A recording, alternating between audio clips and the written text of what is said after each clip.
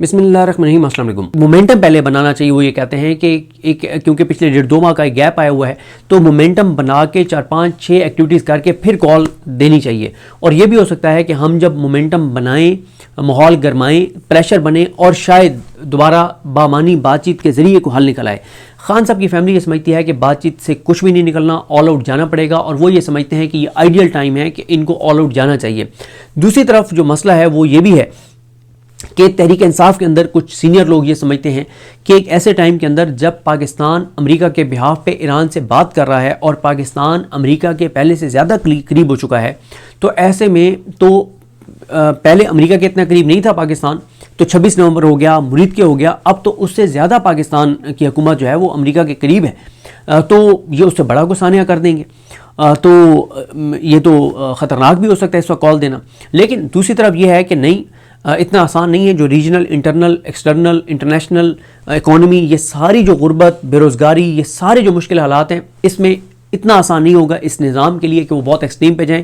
तो एक ना हर एक अपने आर्गूमेंट्स हैं, लेकिन मसला ये सबसे बड़ा जो मसला आ रहा है वो ये है कि पिछले कई हफ्तों से सोहेल अफरीदी साहब, शाहिद खटक साहब, मीना अफरीदी साहब की, इमरान खान साहब की तीनों बहनों से तो मीटिंग हुई है, लेकिन इमरान खान साहब की तीनों बहनें, सोहेल अफरीदी साहब, अल्लामा राजा नासिर अब्बास साहब, महमूद हसन चकज़ई साहब, सलमान अकरम राजा साहब, बैरिस्टर गौहर साहब, इनकी एक कमरे में बैठ के कोई मीटिंग नहीं हुई, ताकि बैठ के मीटिंग करें, ताकि डिस्कशन हो, हर एक अपने आर्गूमेंट्स दे और उसके बाद कोई फैसला कर लें। ये चीज़ नहीं हो रही तहरीक इंसाफ के अंदर। फिर जो दूसरा तहरीक इंसाफ के अंदर सबसे बड़ा मसला है वो ये है कि MNAs, MPs, टिकट होल्डर्स या मरकजी तंजीमी ओहदेदारान, उनकी कहीं पे ब्लैक एंड वाइट में कोई रिपोर्ट मौजूद नहीं है कि कौन कुछ कर रहा है, कौन कुछ नहीं कर रहा। कोई ब्लैक एंड वाइट में रिपोर्ट नहीं है, और जो कुछ नहीं कर रहे उनके खिलाफ तंजीमी तौर पे कोई कार्रवाई नहीं हो रही। तो ये जो है वो एक सूरत हाल है। अब 9 अप्रैल को क्या होता है, आया उस दिन कोई बड़ा एक ऐसी एक्टिविटी तहरीक इंसाफ करने में कामयाब हो जाती है जिससे मोमेंटम बढ़ जाता है, और उस दिन वो अगला लाएमल दे देते हैं, और अगले लाएमल दे के स्ट्रीट मूवमेंट का, और उसके बाद वो अप्रैल के अंदर कोई बड़ी कॉल दे देते हैं। ये देखना होगा।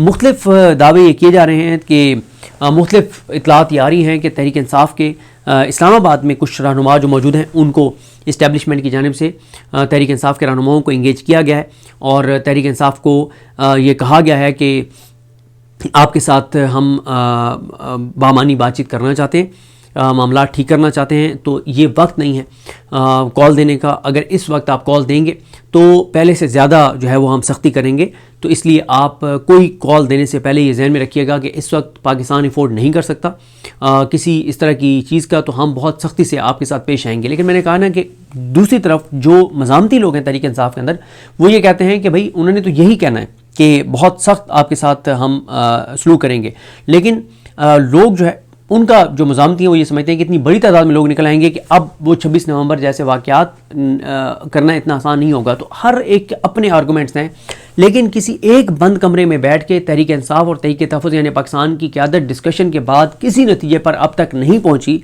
और आपस में कम्युनिकेशन गैप भी है। एक जगह पे बैठ के सब एक दूसरे से खुल के बात नहीं कर रहे, जिस वजह से ज़ाहिर है एक गलत फहमियाँ भी हैं, और किसी एक नतीजे पे पार्टी क़यादत और फैमिली मिलके नहीं पहुंच पा रहे, और ये तो सबसे इम्पॉर्टेंट चीज़ है। और फिर एक जो दूसरी चीज़ मैंने आपको बताया जो बहुत इंपॉर्टेंट है, वो है कि एहतसाब नहीं है पार्टी के अंदर कि कौन कुछ कर रहा है उसको अप्रिशिएट करें, जो नहीं कर रहा उनको शौकौस दें और उनको फारिग करें। मैं आपको बताऊं कि मेरी कई बार PTI के MNAs MPs से बात होती है, उनमें ना 3 तरह के लोग हैं। एक वो हैं गिने चुने जो कुछ ना कुछ कर रहे हैं, दूसरे वो हैं जो कुछ करना चाहते हैं और वो कहते हैं कि हम अगर कुछ करेंगे तो क्योंकि हम चंद लोग हैं करने वाले, बाकी करते नहीं हैं, तो हम तो मारे जाएंगे और हमारे तो पीछे आएगा भी कोई नहीं। जिस तरह से 9 मई में जिनको सजाएं हुई हैं वो जेलों के अंदर उनके कोई नाम ही नहीं लेता। और तीसरा वो हैं जो मुकम्मल तौर पे खामोश हैं, जो किसी एक्टिविटी में नहीं आते, जिनके ट्विटर खामोश हैं, जिनका सोशल मीडिया खामोश है, जो बयानात भी नहीं देते, और उनका कभी पार्टी में किसी ने एहतसाब नहीं किया, किसी ने उनसे पूछा नहीं है कि भाई आप 6 महीने हो गए आप अवाम में नहीं निकले, 6 महीने हो गए आप कहीं एक्टिविटी में नज़र नहीं आए, 6 महीने हो गए आपके सोशल मीडिया पे कोई बयान नहीं है खान के हक़ में, फ़लाने इशू पे, अवामी इशूज़ पे, इनके ऊपर कोई एहतसाब नहीं है। तो इसलिए इस वक्त एक कन्फ्यूजन है, ज़बानी कलामी, हर तरफ बातें हो रही हैं, सख्त बयानात हो रहे हैं। प्रैक्टिकली क्या होता है, कुछ जो है वो 9 को पता चल जाएंगी और 9 को फिर पता चल जाएगा कि आगे का तहरीक इंसाफ का क्या लाएमल है। लेकिन मैंने आपको बता दिया कि दोनों साइडों के अपने अपने आर्गूमेंट्स हैं। जो साइड समझते हैं कि ऑल आउट जाने चाहिए, उसके अपने आर्गूमेंट्स हैं। जो समझते हैं कि इस वक्त निकलना पहले से ज़्यादा ख़तरनाक है, क्योंकि पाकिस्तान अमेरिका के बिहाफ पे ईरान से बात कर रहा है, तो पाकिस्तान तो अमेरिका के पहले से ज़्यादा करीब है, तो और ज़्यादा ख़तरनाक सूरत हाल हो सकती है। तो दोनों साइडों के आर्गूमेंट्स हैं, लेकिन दोनों साइडों ने एक बार भी बैठ के आपस में बात नहीं की कि आपके जो आर्गूमेंट्स हैं उनमें ज़्यादा वजन है या दूसरी साइड के आर्गूमेंट्स में ज़्यादा वजन है। और तहरीक तहफ़्फ़ुज़ पाकिस्तान कल अल्लामा राजा नासिर अब्बास साहब आए, उन्होंने सख्त गुफ्तगू की बहनों के साथ, इमरान खान साहब की बहनों के साथ खड़े रहे। मुझे वहाँ मौजूद किसी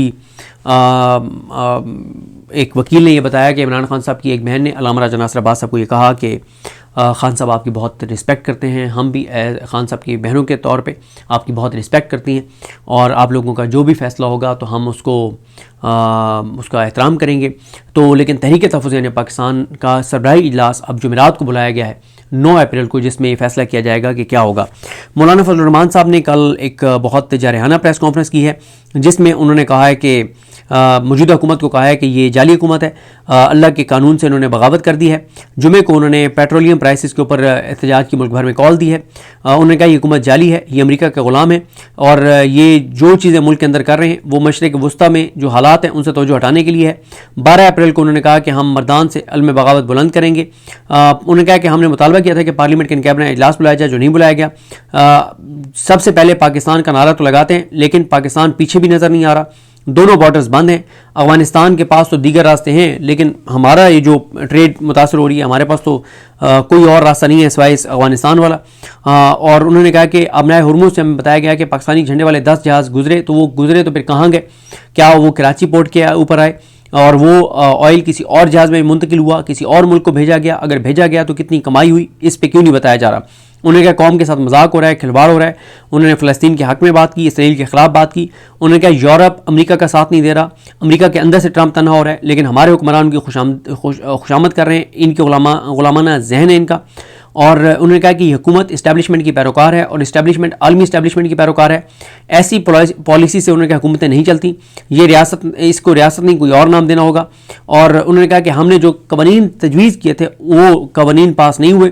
सूद के खात्मे का फैसला हो चुका है, लेकिन उसके लिए कोई इक़दाम नहीं किए जा रहे। अवाम हुकूमत और इदारों से नाराज़ है।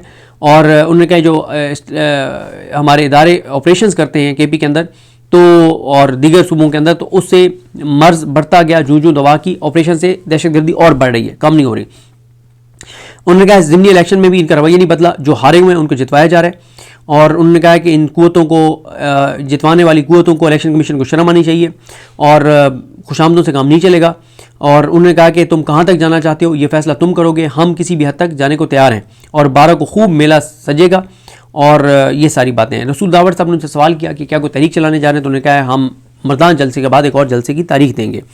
और इसी तरह से सुहेल आफरीदी साहब ने जो प्रेस कॉन्फ्रेंस की, उन्होंने कहा कि 9 अप्रैल 2022 से 9 अप्रैल 2026 तक मुल्क को कहाँ से कहाँ ले गए, बंद कमरों के फैसले थे, हर शोबा हर तबका बर्बाद हो गया है, और मुल्क को इन्होंने तबाह कर दिया, मज़ीद तबाह कर रहे हैं। यहाँ पे सांस लेने की भी आज़ादी नहीं है।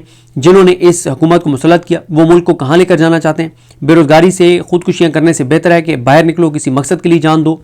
और उन्होंने कहा वैसे भी तो आप बेरोज़गारी से, खुदकुशी से मर जाएंगे, गुर्बत से मर जाएंगे, किसी ड्रोन में मारे जाएंगे, किसी जेट्स के हमले से मारे जाएंगे, तो बेहतर है कि किसी मकसद के लिए बाहर निकलो और चाहे तुम्हारी ज़िंदगी चली जाए। और उन्होंने कहा कि डॉलर का रेट बढ़ने जा रहा है और वो बढ़ेगा तो कर्जे हमारे बढ़ जाएंगे, रिज़र्व हमारे कम हो जाएंगे, क्योंकि कई मुल्क पैसे वापस मांग रहे हैं। उस दिन 9 अप्रैल को जहाँ रोकेंगे वहीं पे हम रुक जाएंगे। एक दिन की एक्टिविटी होगी, पेशावर से सुबह 11 बजे निकलेंगे, रास्ते में हमें सब ज्वाइन करेंगे।